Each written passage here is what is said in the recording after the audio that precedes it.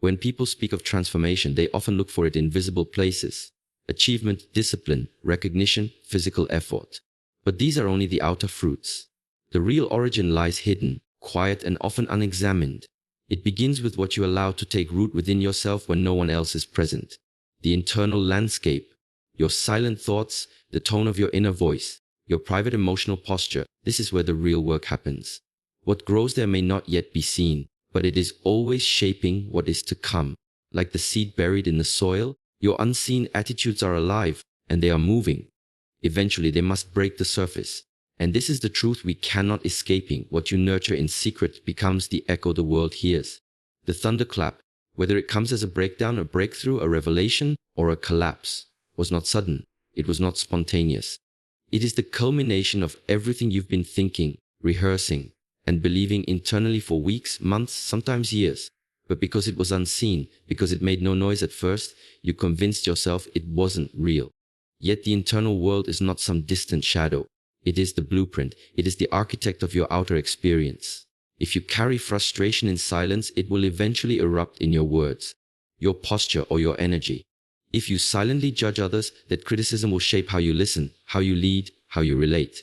You can wear a mask of calm, of virtue, of clarity, but your hidden posture will reveal itself in time. And when it does, it won't knock politely. It will crash through like thunder. It will demand to be heard.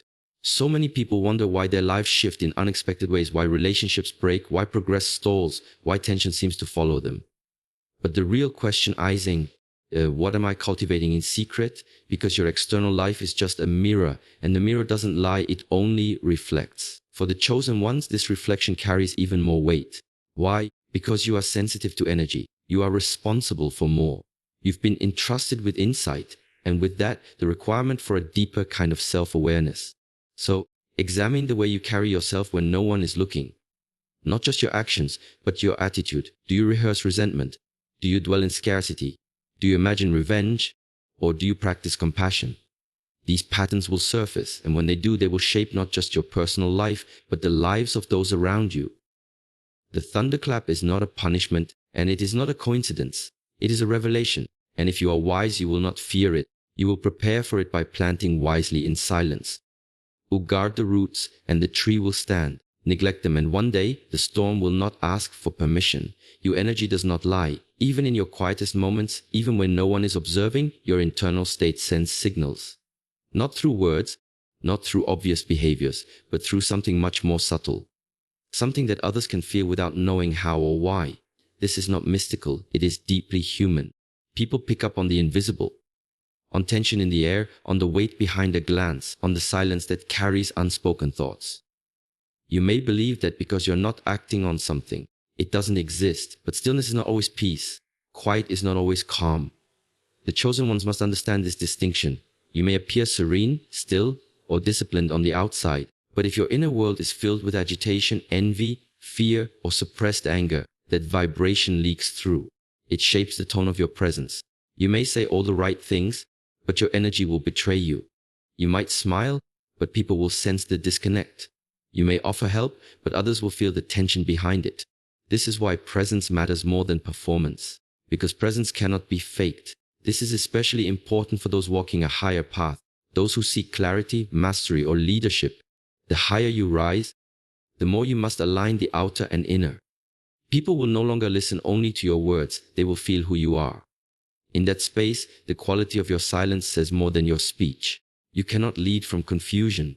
You cannot inspire from fear. You cannot heal others while poisoning yourself with hidden resentment. The inside and outside must become one, or the fracture will eventually show. So we must ask, what energy do I bring into a room, even when I say nothing? What do people feel when I enter?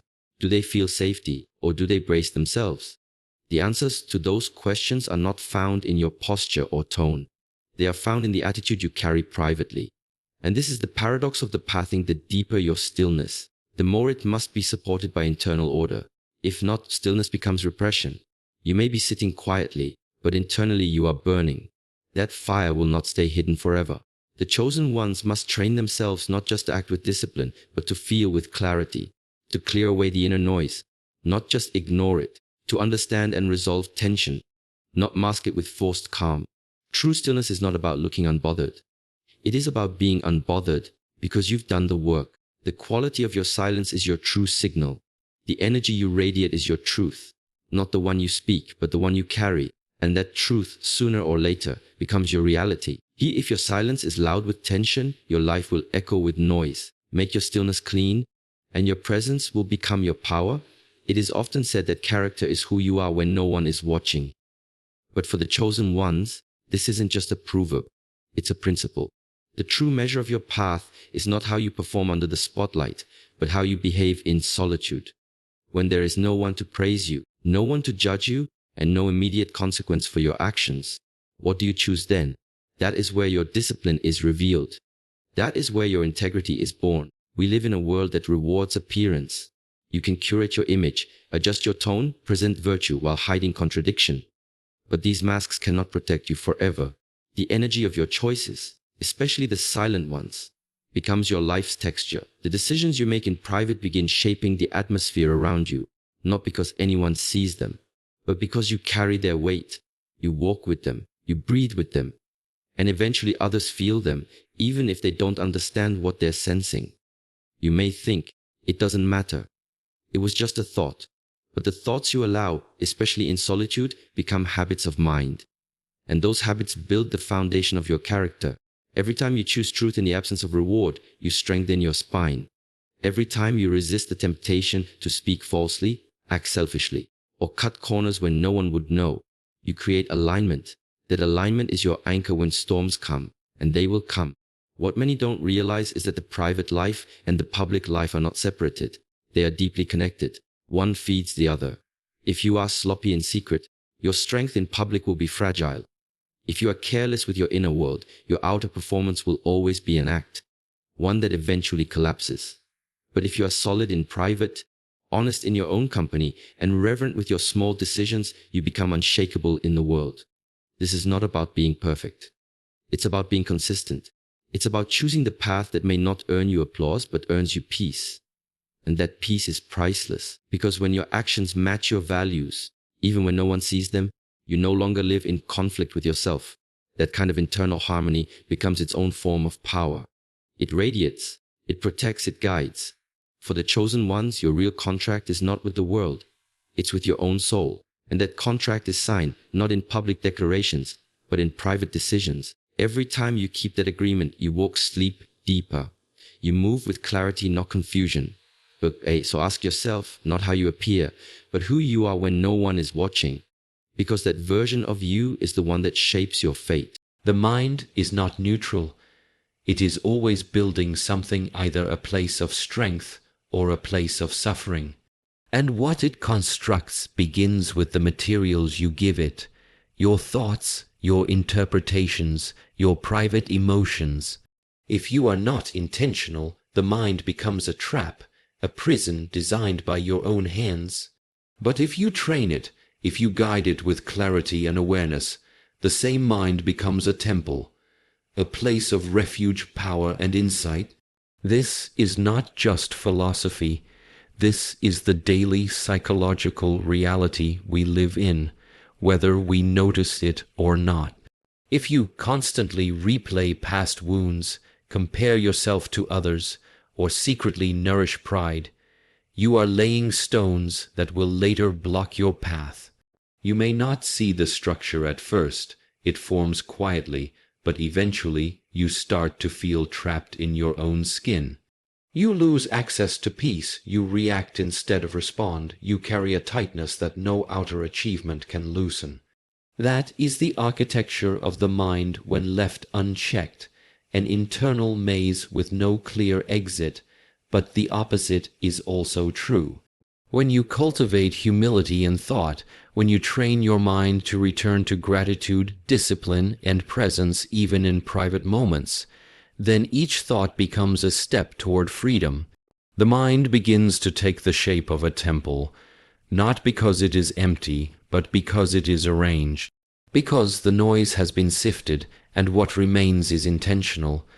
You don't need a perfect mind, you need an ordered one. The mistake people make is assuming that thoughts are harmless if not acted upon, but every thought leaves an imprint. Every time you allow yourself to wallow in envy, to daydream about revenge, to fantasize about superiority, you are deepening grooves that will eventually become roads your behavior will follow without you even noticing. That's how habits are born. That's how identities are formed, quietly. Repetitively, in secret. The chosen ones do not have the luxury of careless thinking, because your energy reaches further. Your influence touches more, and your path demands more precision. You must be the one who watches the mind with seriousness, not fearfully, but wisely. If you feel anger rise, you must study it. If pride surfaces, you must bow internally before it overtakes you. If confusion lingers, you must not numb it. You must sit with it until it dissolves. The structure you live in tomorrow is made of the thoughts you entertain today. That is the sacred responsibility of consciousness. That is the hidden architecture of reality.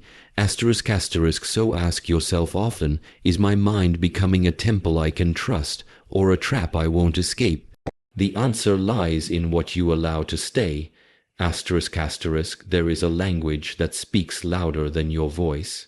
It is the inner dialogue, the quiet, constant stream of words, images, and meanings that flow through your mind, especially when you're alone. Most people underestimate its power. They think it's harmless, something private and inconsequential. But this internal conversation is what sets the tone for how you perceive life, how you make decisions, how you show up in the world. The universe does not respond to your outer words alone. It responds to the quality of your inner speech.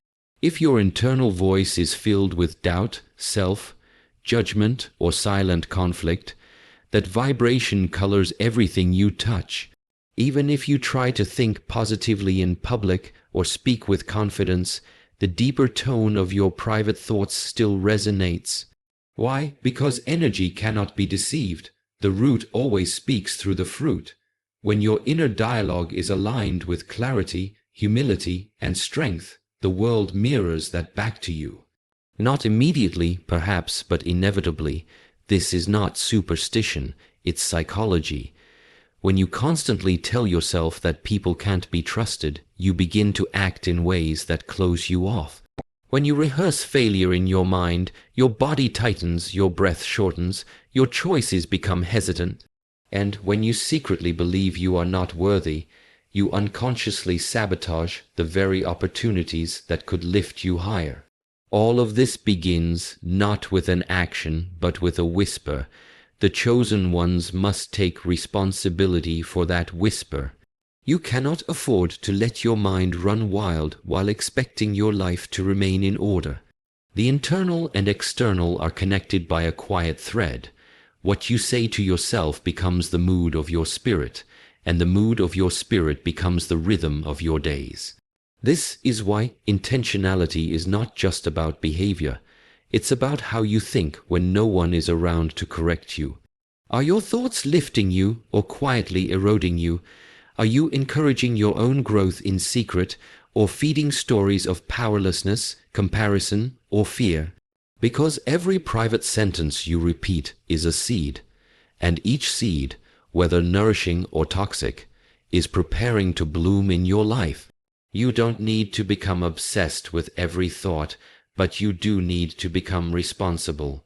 You need to choose your mental language the same way a master chooses tools, with precision, with awareness, and with purpose.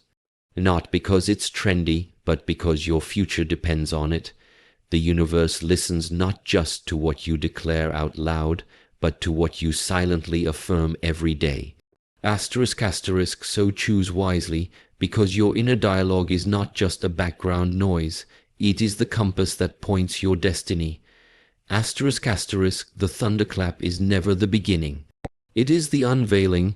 When something shakes your life, a crisis, a sudden opportunity, a collapse, or an unexpected awakening, it may feel like it came out of nowhere.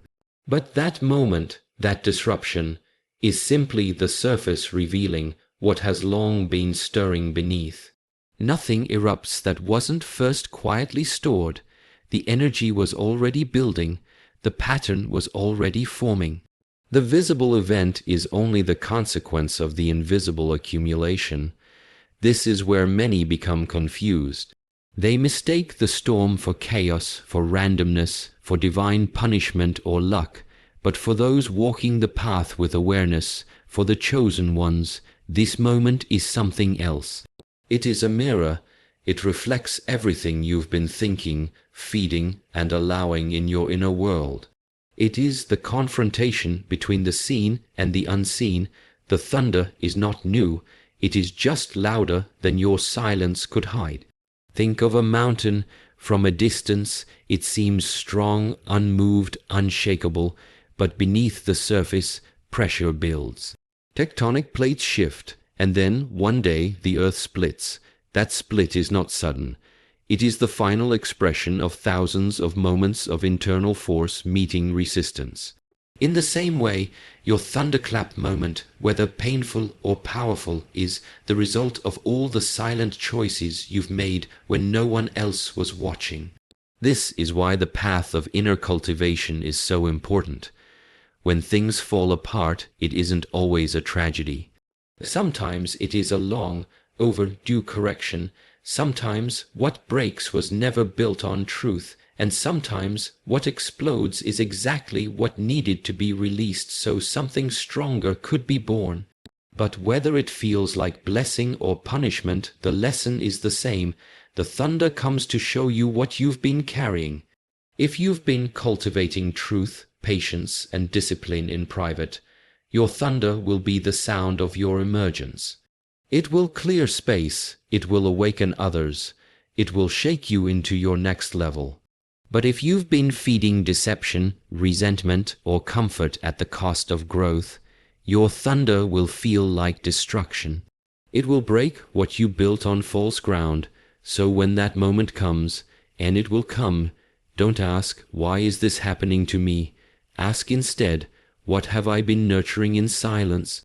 That question holds the power to shift your entire perspective. It takes you from victim to observer, from confusion to clarity. For the chosen ones, the thunderclap is not punishment. It is truth revealing itself. It is your hidden life stepping out into the open and asking, asterisk, are you ready to meet what you've made? Asterisk, asterisk, asterisk, what erupts loudly was first whispered silently. Let your silence build what you're proud to face in the storm.